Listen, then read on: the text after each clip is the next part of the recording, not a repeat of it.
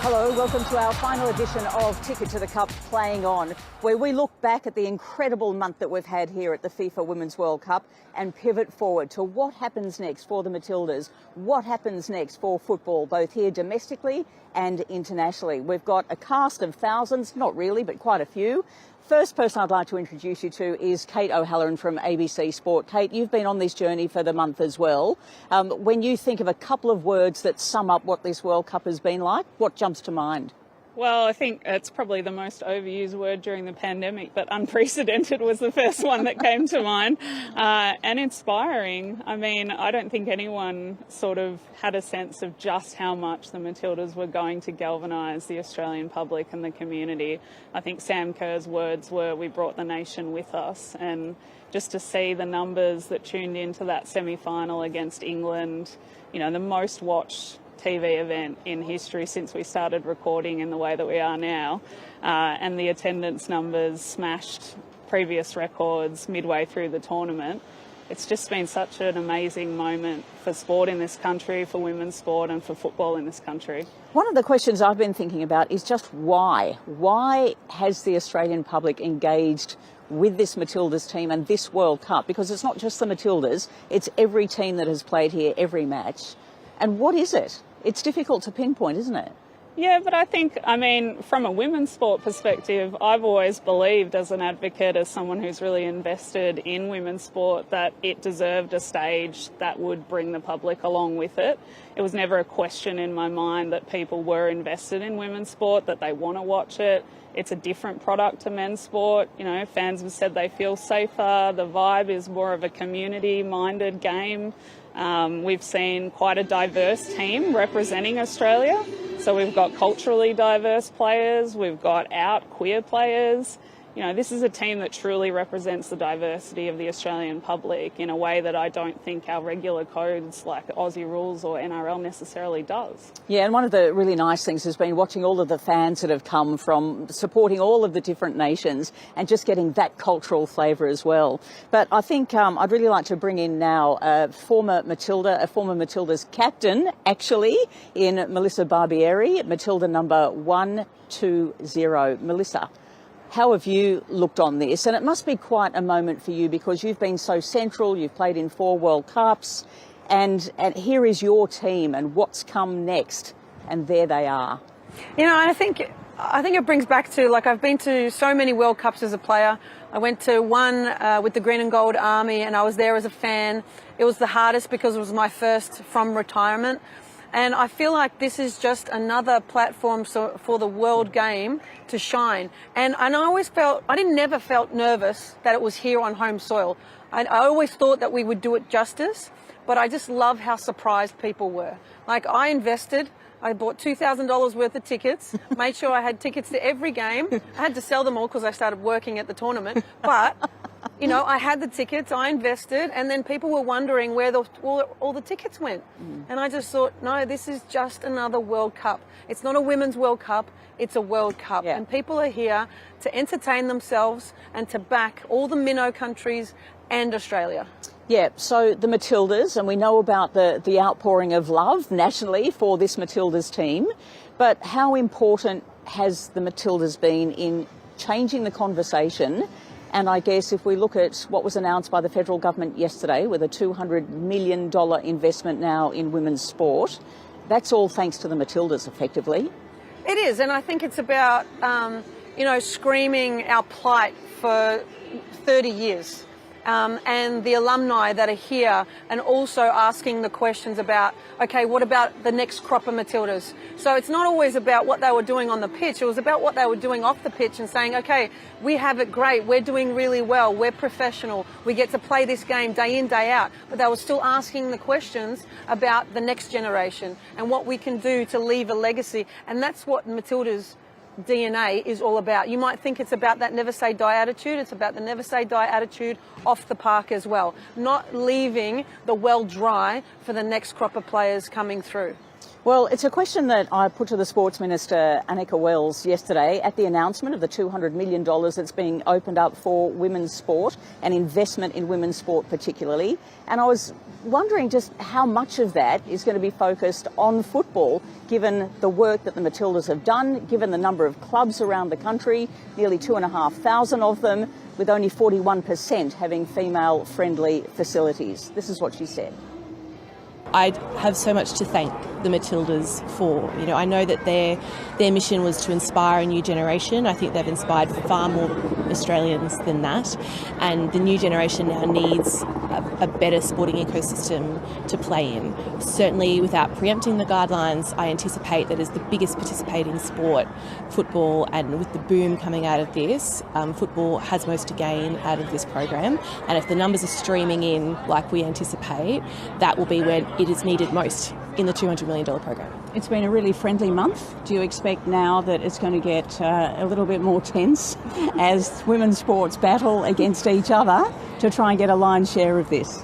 Well, couldn't speak for your experience, Tracey, but that is not my experience of women's sport in Australia. They have amazing social values. They have solidarity. They lift each other up. They support one another. They share knowledge. They share wisdom. I don't anticipate that will change now, and I expect both myself as the female sports minister and our 4-athlete-led panel to be very collegiate in trying to administer a boon for women's sport in the best possible way. We call them the $200 million girls now. I think as athlete-led panel, they can call themselves whatever they like. But the Play Our Way program, I called it that because I wanted it to be about acknowledging that people come from all different circumstances to sport, and sport needs to do a better job welcoming all those different perspectives, and that's what Play Our Way will do. So, Melissa, just hearing that, when you think about where you'd like some of that money to go in football, I know coaching is one area, but you'd also like an audit conducted, wouldn't you? Yeah, I think first and foremost, I would like the dads to start taking a little bit of more of a back seat when it comes time for putting their hand up, volunteering for coaches. I would love to see the mums out there starting to be more proactive in how much we are invested in our own daughters' or sons' footballing careers. And sometimes, you know, we have a back seat. We know a lot about football, but we kind of let others take the forefront. And I would really like to see so many more coaches do their just the basic level badges and just realise, hey, you know more than you think you do, and you can impart that knowledge. And we are such nurturers and we are such teachers that we could do that really, really well. And a lot of the grassroots clubs are doing a lot to have their facilities improved. But I would like to see an audit done of all these grassroots communities and, you know, these up and coming clubs that have all these changes happening, but maybe not so much for the female denomination at their club. You know, are they actually getting to use the pitches that they had upgraded? Are they actually getting the change rooms allocated to them that are new, not the old ones that the men have vacated? So I want to start seeing a lot of the things that are happening already and have done so for the last 10 years with the funding that's already happened, and maybe start getting the boxes checked for each and every club to make sure they're actually doing what they say they have been doing with their money. All right, just talking about boxes being checked, if you could give a checklist of 3 points to either Football Australia or to FIFA or to whoever to make things better and what needs to be done next, what would be on your checklist? My first checklist would be media. I would love the news outlets and the media platforms to continue to spread the word about women's football. I think, you know, it's this shining beacon when the World Cup is on, and then all of a sudden we're gone from the newspapers, we're gone from the newsreels. You know, our A-Leagues is on every weekend. Let's have the results, let's have some highlights from those games, be a bit more equal with the limelight. Then also the coaching badges. Can we make those more readily available and funded for a lot of the women out there that perhaps need that little bit of a push? And then also the audits. Got to have the audits, got to have people making sure, and I know the guys are going to have the advisory board, but we need, you know, feet on the ground, checking all the right things are being done.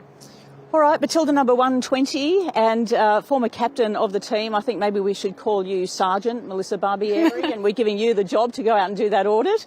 Thanks so much for being a part of this today and for everything that you've given to the Matildas team and got us to this point. I really appreciate that. Thank you. Thank you. Tracey, got a bug on your head.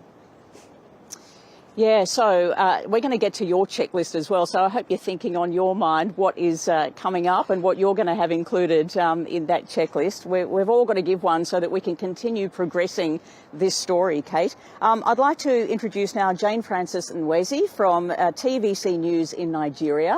Also, a former media officer for the Nigerian team, which were one of the superstar teams here, Jane Francis, weren't they? Yes, they were, and they gave their all when they were around for the tournament, and I'm proud of the girls, even though they left quite early. Yeah, and just tell me, Kate, you also thought the Nigerians were one of the star performers. Yeah, I mean, there was so much controversy in the lead-up in terms of player payments, in terms of the coach being very outspoken about a number of issues to do with the federation. And then to actually, I just thought it took so much mental resilience and strength for the players to come out and perform the way they did, especially against the host nation. I think a lot of the discussion has been around the haves and the have-nots in football, across men's and women's. But if Nigeria had the same facilities, the same investment, the same level of coaching as some of the top teams that we see, whether it's the Englands or the Spains or the USA, would Nigeria have won a World Cup already, do you think? Yeah, of course, we would have won, more than once, multiple times. Why do I say that? Because we were at the women's conference, the FIFA Women's Football Conference, and you had FIFA talking about introducing a program, strategy for women's football since 2019. And they asked federations to come forward and, approach them, ask for help in developing this, and then doing it in their federation. And since 2019, Nigeria still did not take advantage of that. We've had a league since maybe 1991, before the first World Cup. That's how we got the team that played in the first World Cup. And up till now, we're still very amateur. So literally, there's no program for women's football. We do the rinse and repeats, just get the players together. Now it has gotten worse. Before, at least, we used to get like maybe 8 players from the 23 that will be coming to the World Cup from the league. But right now it's foreign based. So we're looking for all the players abroad who can just represent Nigeria. And I think that's even a decline from where we are. So yes, we would have if we had a program, but sadly we don't. Kate, that's one of the challenges, isn't it? And we face that here as well, in that the top talent goes to the best leagues overseas, which is great because they develop to a new standard, but then the league at home actually suffers. And I don't know if anyone's got the answer to that. Yeah, a lot of people have been asking me, how do I support women's football post the World Cup? How do we keep this momentum going? And one thing I've said to them is please buy an A-League women's membership, support our local, our domestic league. But unfortunately, we've still got many players who are still on effectively part-time or semi-professional wages who can't afford to apply their trade in Australia. And I think it's a real shame that Sam Kerr and the likes are playing overseas and not available for us to consume here locally. Jane Francis, we've seen some massive changes, like with FIFA. We've seen the Secretary General, who is outgoing now, but, Fatma Samura is a black woman from Africa. Has that impacted in any way the standing of women's football in the African continent? And do you think the African continent can be the next powerhouse of women's football? Well, I think it's still a long way to go. I think that Fatma, knew where she was coming from. Africa, where there's a lot of struggle in terms of maybe giving women opportunity, even paying attention to women football generally. And she tried to do all that. I remember maybe a year after she took over in FIFA, she had an office in CAF, and she literally tried to superintend a lot of things, see things over, bringing ideas, move for them.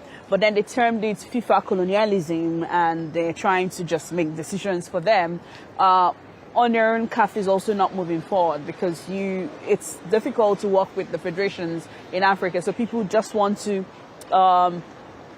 get what they can for themselves, first of all, before talking about developing the football. So even if you bring up club licensing, not many will follow it. Recently, CAF came out and said, okay, so for you to play in the Champions League, you have to have a women's, club aside. What did people do? They just go and get like a female club that is, very close to maybe in the same city with them and sign up. That's our female club. Now, how much financial support are they giving them?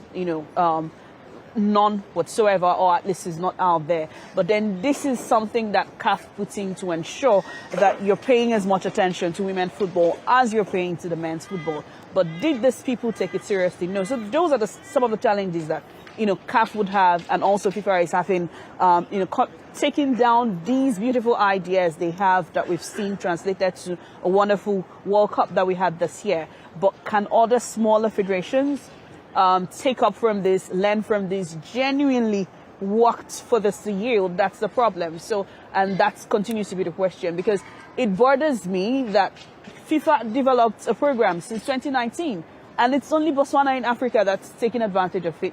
And then you talk about Morocco also. Yeah, Morocco is another incredible story. Very quickly, your checklist, and who would you give it to? Is it for the Nigerian Federation or is it for FIFA? And what's on it? For what exactly? 3 items that you'd like to see fixed to continue the growth of women's football. To have a proper technocrat in Nigerian Football Federation, more women representatives on the board, not just 1 or 2 celebrations, and of course more attention to women football generally. Jane Francis and Nweze, been really fabulous sharing this World Cup with you, and thank you for making some time for us today. You're welcome.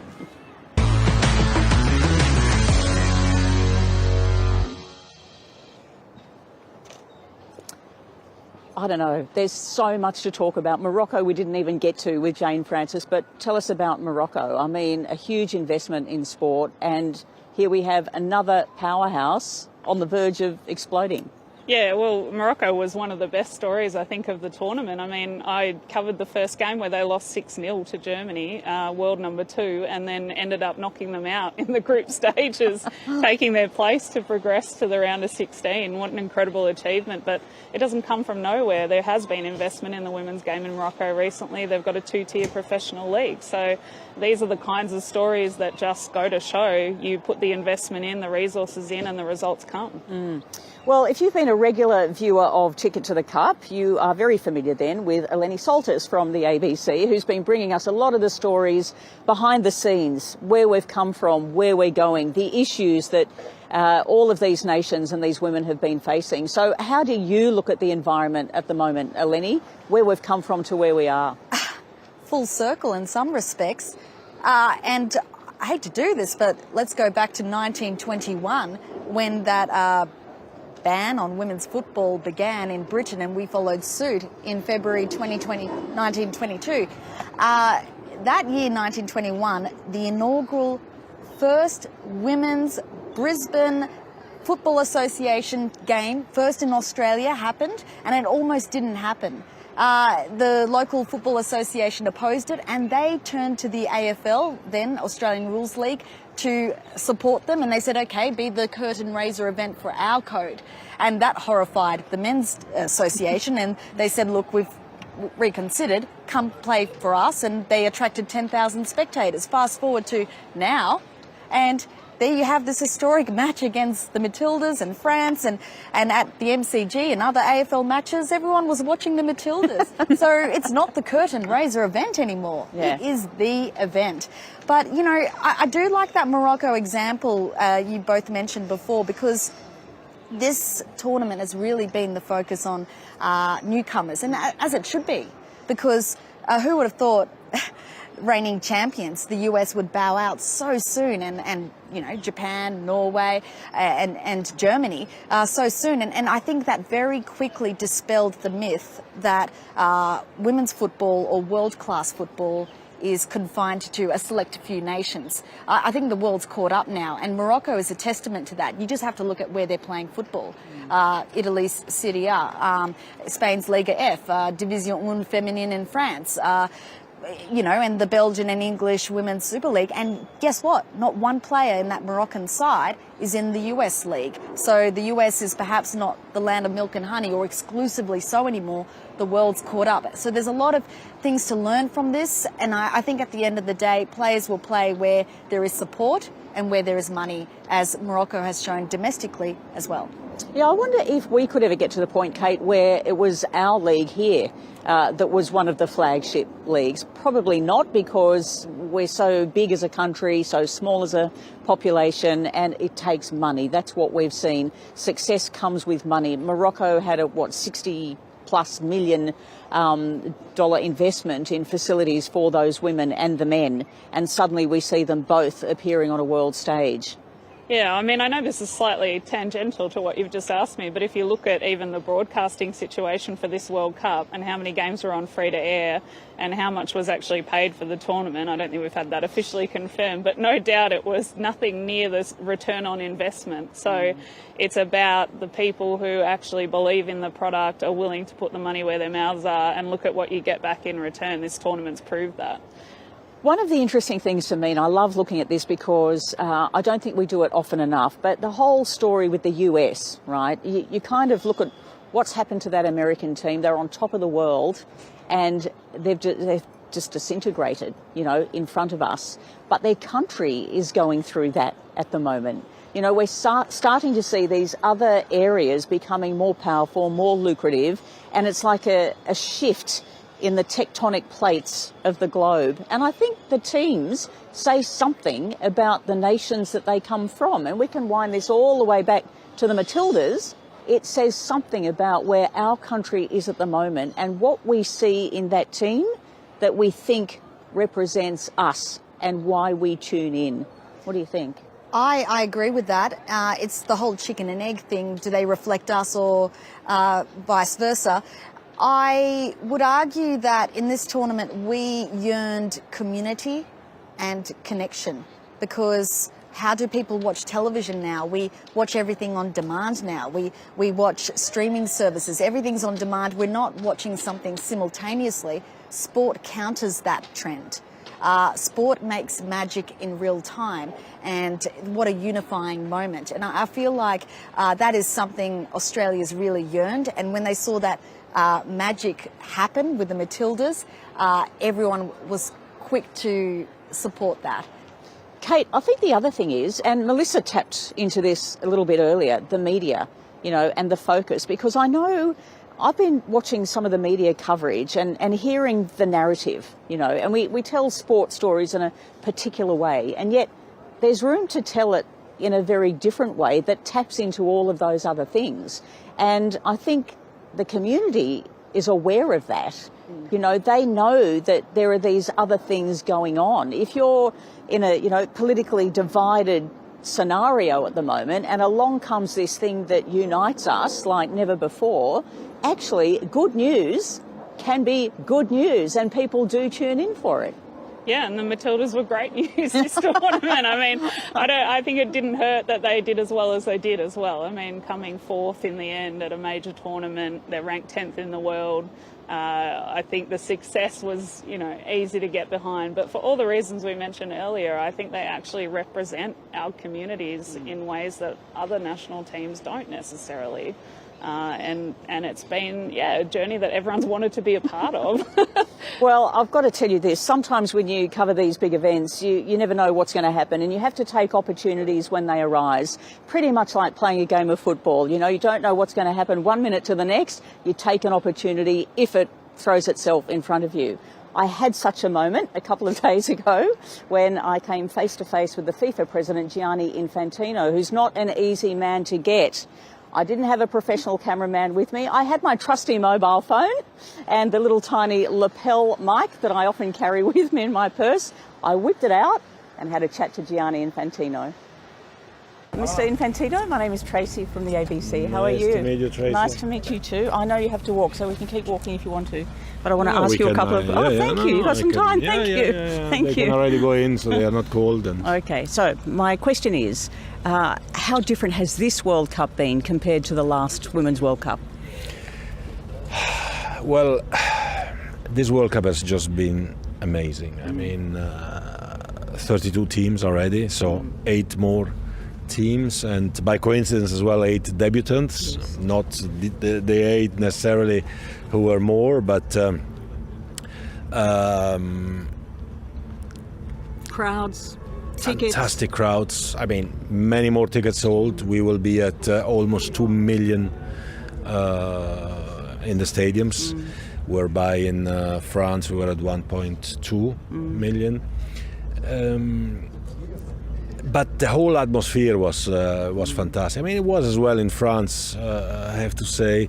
But it's maybe easier to have access to France, right? Whereas here it's more far away. And in spite of that, for many countries, we had incredible crowds. I mean, full stadiums for matches which you would never imagine. And the stadiums generally here were bigger as well as in 2019. So I think women's football has really moved to a different level, to another level, to the top. Well, on that, what is next? What needs to happen next? Well, we need to build on that. We need to build on that. We need to push even more on that. We need to say to everyone what has been happening here, and nobody can close their eyes anymore. You know, nobody can anymore say, well, it's just women's football. This is, it's a fantastic sport which brings the best audiences in many countries. I mean, not just Australia, where all the records have been smashed, but I don't know, even in Germany, the women's team had higher audiences than the men's team at the World Cup. I mean, this must mean something. Now we have to stop closing our eyes, and we have to embrace women's football or women's soccer. How do you call it here? Women's football? I call it football, but some call it soccer. It doesn't matter. Whatever. We know what we're talking about. We know what we are talking about, exactly. But does it mean that the broadcasters next time around will front up, as you hoped they would have this time? Will they pay what it's worth? They have to pay what it's worth. The broadcasters, the sponsors, everyone. But not just for the World Cup. I mean, for the clubs, for the teams, for the leagues. We have to embrace this sport, this women's sport, in a way which has to be massive, because we've seen now what impact it can have. It doesn't just have a sporting impact, it has also a social impact, a transformational impact for the society, and this is what is important. I've got to let you go. Yeah. Have you felt the love of the Australian crowd here? Have you felt like you are a Matilda here? Definitely. I mean, I was really happy to be here. I was proud. I mean, Australia is beautiful. New Zealand is beautiful as well. We felt home, all of us, the whole FIFA team. But then when you come and when you see, how the people welcome you, how happy they are that the World Cup is taking place here. I mean, I wanted this World Cup to be here. I voted for this World Cup to be here, whereas the president maybe can, abstain or whatever. I thought it's time to come with a real World Cup to Australia and New Zealand, and it was definitely the right decision. Gianni Infantino, President of FIFA, we might see you back here for another one. Well, we might. Thank you so much. Take care. Yeah, so what a month it's been, and I just want to very quickly get from each of you, Kate first, one thing. What is the next thing to improve the game, to keep the game growing? Equity in pay, prize money, resourcing, investment and coverage of women's sport. Okay, that's a big one thing. Eleni? Bums on seats. Support for the game grows the game. Simple as that. Get to A-League matches. Yeah, well, we've certainly had those bums on seats throughout this month. It's been a wonderful month, and the Women's World Cup just continues to go up and up. Thank you so much for your company throughout the Women's World Cup on Ticket to the Cup. We're going to leave you with some of the highlights from the fans over the past few weeks. See you next time.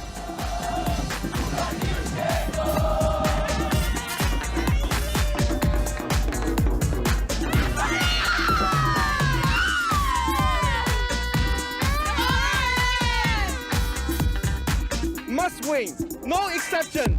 China must win. 80. We love you. Allez les Bleus!